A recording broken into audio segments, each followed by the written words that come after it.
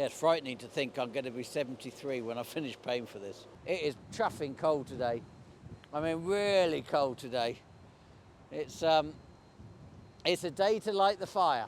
Yeah, it says if you've got problems, you need to discuss anything, ring me. 22nd of November. Still completely exhausted actually after being in London during the week. It was big days, thoroughly enjoyed it, and I'm pleased actually. I've had an email today from the local MP Ian Solomon inviting, I offered for him to come to the farm, have a look around the farm, understand further the plight we've got in farming and why this is so important to us, and to be able to demonstrate the generational part of farming. I've had an email today to book a date to come and view, so that was a successful meeting, so thank you to the NFU for organising that event. Pleased I was part of the 1800 and actually got the opportunity to see the MP and actually continue the conversations going forward, not just on that one day. So I'm grateful for that.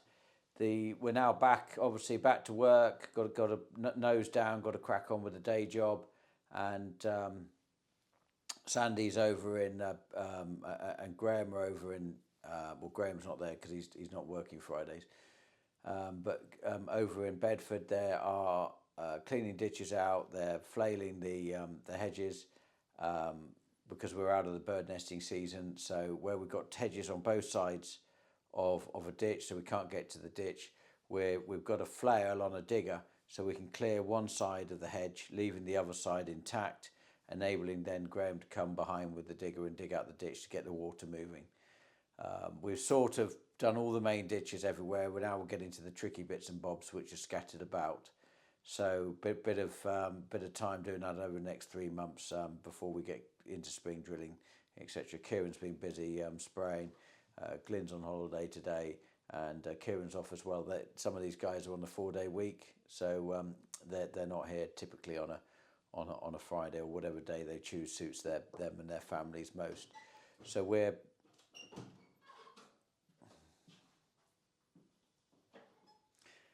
that's Marit. Now Marit doesn't want to be on the camera, so she's run out again.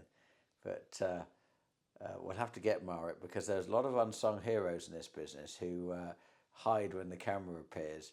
So Marit's one of them. She's the backbone of this business, keeping all the invoicing right, making sure we pay the suppliers on time as well. I'm fanatical about that. And yeah, so we've just done a big day yesterday. So we've done every month we have these management meetings, and everybody sort of comes in who are in charge of their own departments, etc. And we went through that, and then today I'm just writing the letters, and I'm going to see different people today about the pay rises we've then awarded everybody for this next 12 months, and also any bonuses which are attributed to them for the fine outstanding work they've done in this business and the difference they've made. You know, getting drilled up, etc., getting the harvest done. You know, we've got some really big momentous times in seasonally in this business.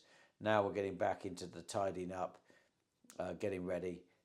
Chris is still busy on the shed, just finishing Father's house off, about to start building semi-detached 2 cottages, which were for staff, and we're going to look at employing some more people for next year because Graham's gone down to 3 days a week, and he's done 50 harvests, so hat off to Graham, extraordinary commitment to agriculture.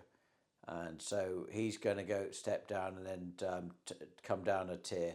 So we're going to look to replace Graham for combining and spraying and drilling.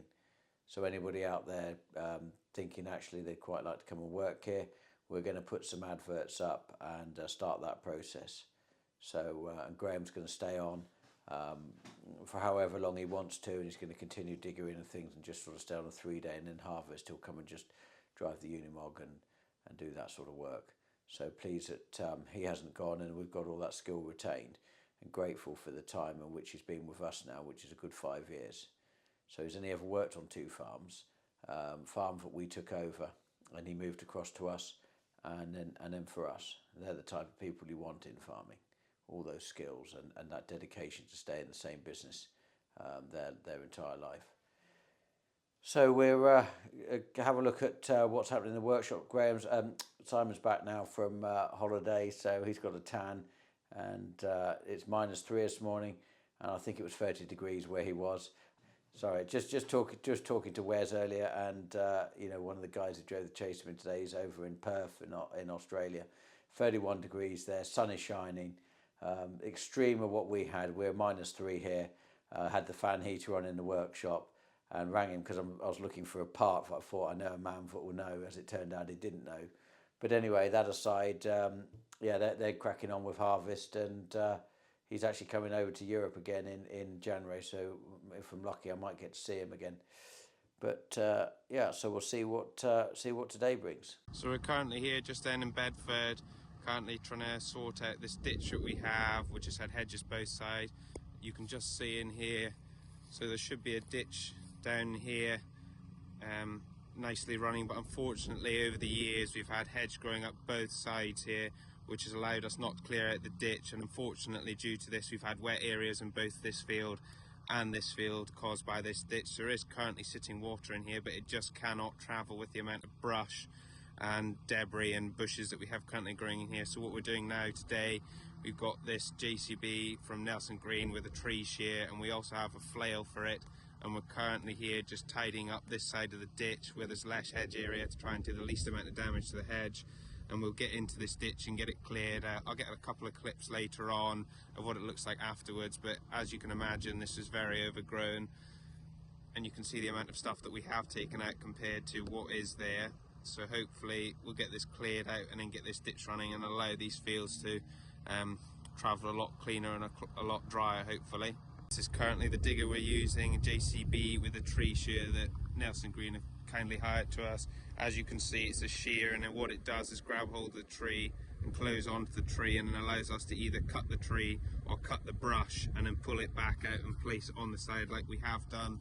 You can see the ditch, just the reminiscent of the ditch just in here, so we're working our way down the ditch. If we come down here further, you can see, so this is where we got up to yesterday with the ditch. You can see the other digger is currently here as well. He's just digging out the ditch, and as you can see there is a ditch in there. So we travel a bit further down,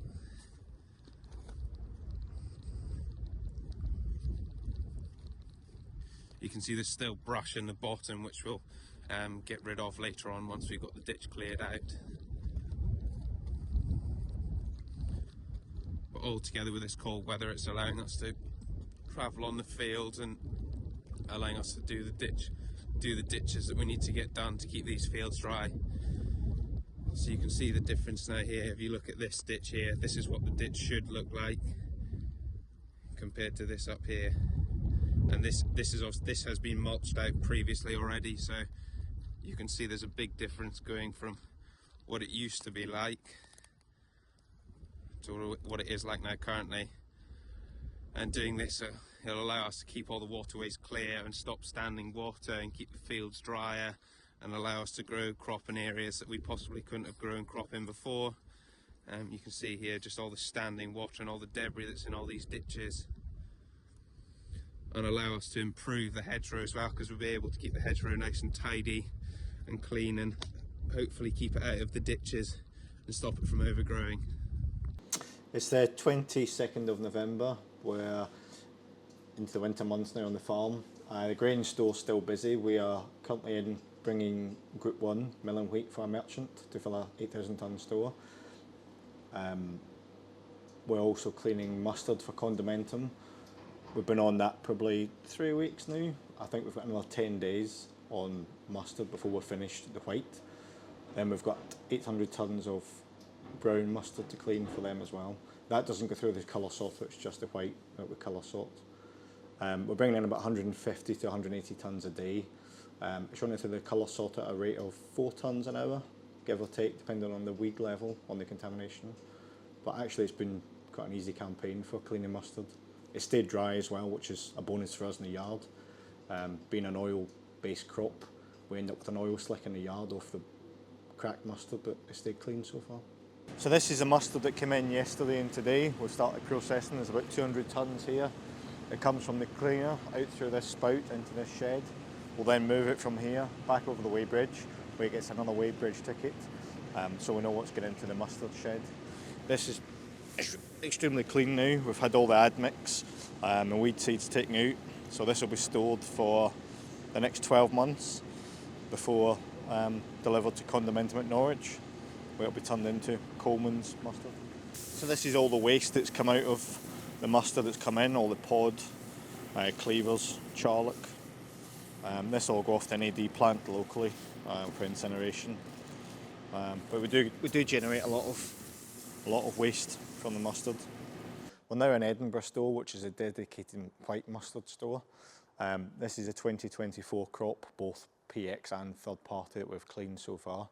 The shed's about half full so far. I'm hoping there's enough space to put all of this year's crop in. This will be delivered probably beginning of the new year once we get rid of the old stock from 2023. And we'll supply this every week up until next harvest. Friday evening, we're now back in the grain lab. This week we've had a lot of mustard being cleaned, mustard coming in for cleaning, mustard going out to Coleman's at Condimentum, or for Coleman's. We're filling a store with Group 1 milling wheat, which we've been busy with all week. We've had our own crop of barley going out. Barley being moved around in the yard for various stores. Yeah, even though it's November, it's dark now, which is a horrible time of year because it's 5 o'clock and it's pitch dark. We're still busy in the yard. We are hoping to finish on mustard probably next week on the white, then on to the brown mustard, then on to ergot removal of barley and wheat. We will have opportunity in the new year to take on additional cleaning for customers, so if you need anything cleaning, please get in contact with the grain store. There'll be a link in the description. Window up, look at this. Sorry, we're in docky time. Oh, you're in docky time. Oh, are you part of a trade union? Well, I'm pretty sure it was in the bottom of my contract there was a phone number. It's like really small in print. Yeah, it says if you've got problems, you need to discuss anything, ring me.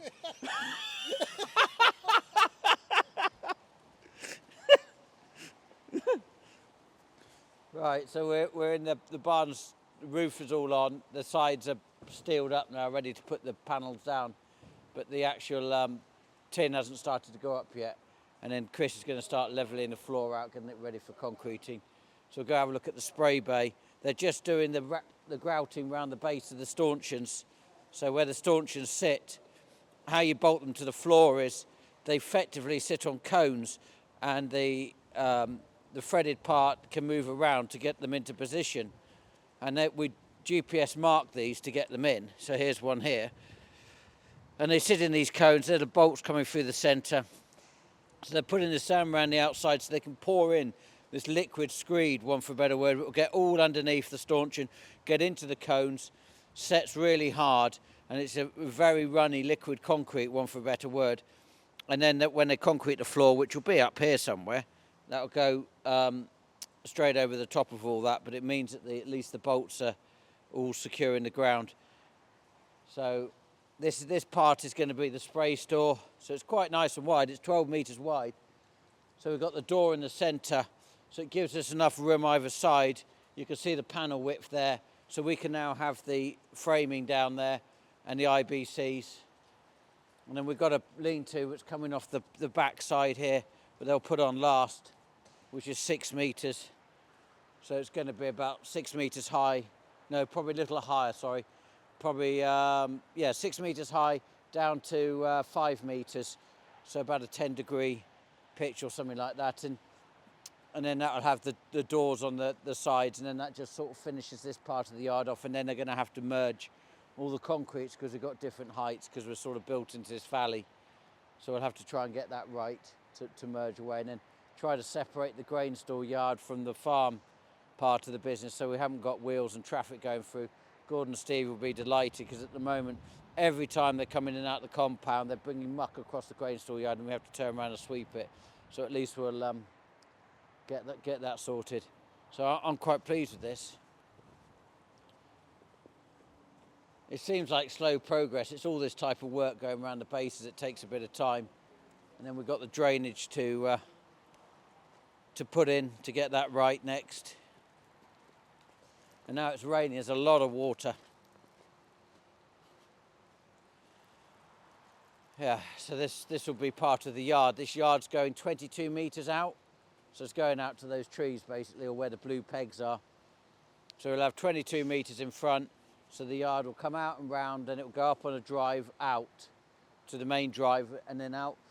And then it sort of comes out past where the piles of soil are now, and the rest will stay like that, merged in, and we'll leave that as grass. But the shed in time will go right to the very end. So we've still got quite a bit to do. There's not so much work to do to get the concrete levels right. But, and then we've got to do that yard out there, which is a bit of a on a slope, etc. So we're going to have to take half of it out and start again to get levels right. So we've still got quite a bit to do, and the weather's turned now, so it's quite poor, and it's cold. I've got enough layers on. Tom stood here just in a fleece. He looks cold. He's got his hands in his pocket. So in terms of funding it, this is effectively a 25-year plus project. Most of these big sheds and everything I've done, they've all gone on very long-term loans and scheduled for a 25-year payback. Well, just to put it into perspective, I'm 48, so if I do some quick maths, I'm going to be in my 70s. I'm going to be 73 when I've finished paying for it. So that'll be effectively my father's age when I've actually finished paying for the shed of dreams, which is quite frightening when you look at it like that. So that's one of the problems of agriculture, is the long-term investment. Everything's 25 plus years, or more than a generation. And hence why people are pretty upset about things currently, is we don't generate enough cash to be able to pay these things off in 5 years. But it is the right thing to do to invest in the farm. It's the right thing to do, invest in these sheds. And you know, putting the machinery away. There'll be millions of pounds worth of machinery sat under cover. So it's important that we maintain and look after those assets. And the first thing to do is not leave them outside all year in the sun and the rain and the cold. So the sun, interestingly, can do as much damage to machinery as the bad weather, because the sun, like on drills, gets into the pipes and then slowly starts to break the plastic down, and then when you go unfold, they start snapping and breaking. Equally, it does that for going through the frosts. So yeah, it's frightening to think I'm going to be 73 when I finish paying for this. Yeah, when you say it out loud, it's even more frightening. Another fuel tank's turned up. Just bought another fuel tank, so you know, on the back of, you know, the current problem with the fuel, I've decided I'm going to start metering the fuel in and actually know exactly what we're getting. We're doing obviously the weighing on the weighbridge, but we're working towards a solution for that. So we're having to invest in more infrastructure, and expensive things, these tanks, even second hand. Looking forward to getting tidied up around here. One thing I hate the most, I think, is mess. I absolutely hate mess, and I cannot bear it at the moment. There's almost, I can't even go and look at that side of the yard, it's so bad. This is having a staunch in here, and this will be actually blocked in, so we won't be able to look between the sheds in the future. We'll keep the spray store separate so that only the people who can come in here and keep them all secure. Always wanted to build a spray store. Trying to work out how to get the drainage right so that it's bunded, and if there's a leak for whatever reason, we can pump it into holding tanks. So now it's starting to get a bit more sides on it, you can see the size of it, and if these panels are in, you'd really see how big this spray store is actually going to be. I think we'll get all 4 sprayers in here and still have the racks and things, but we've got a little forklift that we've got so we can unload all the chemical and things and put it in here and move it around. That red van I bought off Chris when he came to work for me, and it's I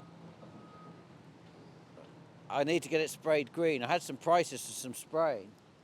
I've had some ridiculous prices for paint spraying. I mean, one guy locally wanted £7,000 just to spray that green. It's prices are shot up tremendously. Wonder how sustainable it'll be for how long. So, because we use liquid fertiliser, we collect our own liquid fertiliser in the tankers, and we just hired this tanker, and one guy's doing winter fill, so he's going around collecting all the fertiliser for Great Yarmouth, taking it to the tanks in Lincolnshire and down in Cambridgeshire, and he's filling up the liquid fertiliser tanks. The reason we do that is you get a cheaper price if you have storage and you fill the tanks up this time of year than you do take it in the spring, and then the remainder, because we don't have enough storage, will come in the spring. We hire about 3 of these tankers each year, and when we're doing the spraying, and we fill up basically, or go directly to Yarmouth and straight to the sprayers, so on demand. And we need 2 all the time to keep the sprayers running, but we need 1 to be going backwards and forwards to collecting the stuff, you know, and effectively in a relay. So that's why we have 3 tankers, and then we'd go and help other people out when we've got finished doing a bit of tank fill. It is chuffing cold today. I mean, really cold today. It's a day to light the fire. But, this is the time of year we're going to have to start going and cutting logs up. They always say when you cut the logs up, you get warm 3 times. Cutting them, stacking them, and then burning them. I'm all right, you? Yeah, living a dream. Are you? Oh yeah, look at the time. Yeah, how many loads you done today? I crack on yesterday. Oh, so you got one of today's done yesterday? So I have to stay in a office, run out of hours. What, last night? Last night, yeah, I went in the morning to I just go past Hereford. Yeah, yeah. Get back to Dunstable. Yeah. Pick up a load. Yeah. Get to Hovis and manage to sleep. What facilities do they have for you when you stay there? Available toilets. Just a toilet? Just a toilet. No shower or anything? Nothing at all, no. There is no... Drinks, canteen? No, you have to be prepared. But no, like vending machine or anything? No, I haven't seen one up there. Oh. No.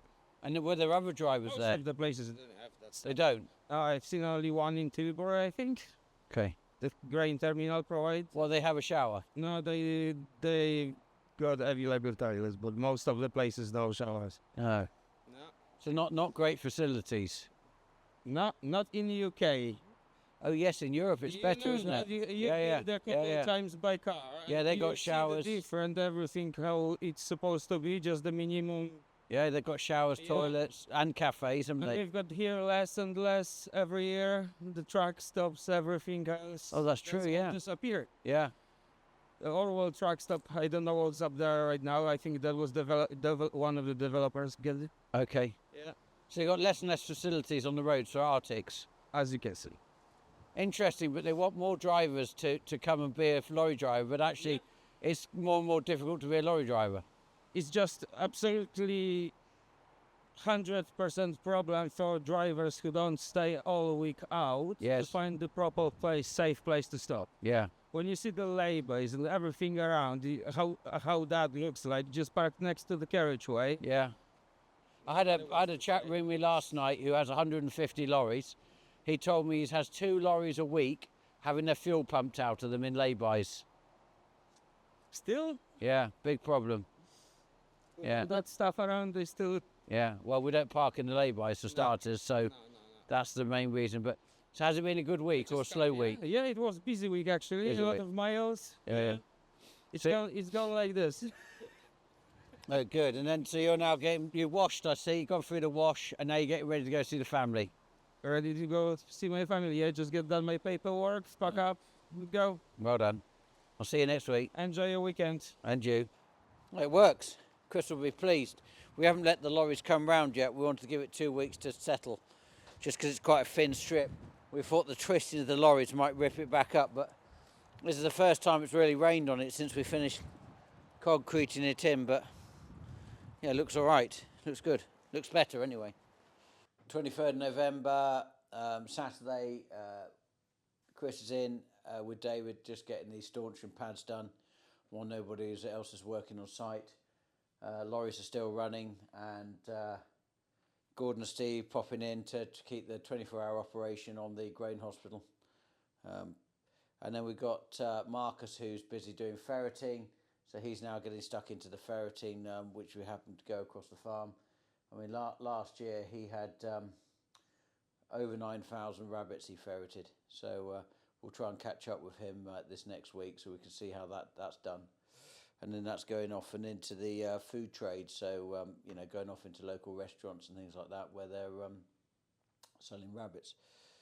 So farm assurance Monday, so getting ready for that. Paul's done a lot of work, Gordon's done a lot of work, I've done very little on it, so Monday we've got that to do, and hopefully should be in a position at any one time that somebody could come and do a spot inspection, one for a better word, and we'd have all the information.